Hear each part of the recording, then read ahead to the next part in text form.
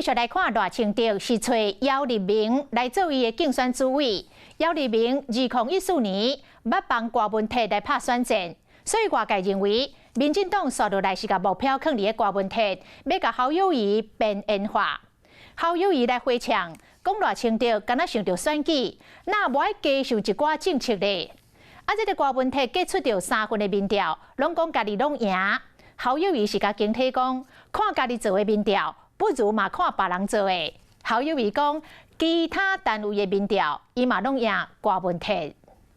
让我们欢迎尊敬的赖清德副总统。前后任行政院长赖清德、苏贞昌、陈建仁同齐参加党政大楼的动土典礼，不过外界更加关心定兄的选情。姚立明是不是打磕的好牌？笑笑不敢回应。赖清德掌嘴白替郭文泰拍选战的姚立明担任竞选主委，对方解说做是未来选战，另外会针对郭定兄这个会未需要甲侯友宜看在眼内。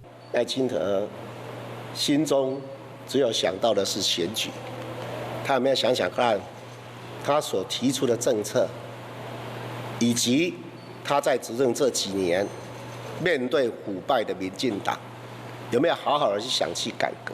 侯友宜考试赖清德，只是即马对南亚来讲，重点要搁伫咧甲民众党谈判。郭文泰上新的动作，就是凭3间民调的数据，讲家己把兵赢下。你有没有看到最近常常做的民调公司，为领先领先柯文哲有一段距离啊，所以民调大家拢做参考啦，给你家己做的哈，还不如参考外面做的，然后把侯柯侯比比看卖，把我们所有政党比比看，大家就很清楚了吧。侯友宜对郭办公布的民调唔捌认输，并对白定兄甲数据提出来等，安尼在遐敢有机会合作？我们都会坚定自己的路，向前行。谢谢大家，我们到这边好，谢谢。讲完随家己离开，这个画面敢会正做？若被谈判结局，观众嘛徛关山看尾小摊。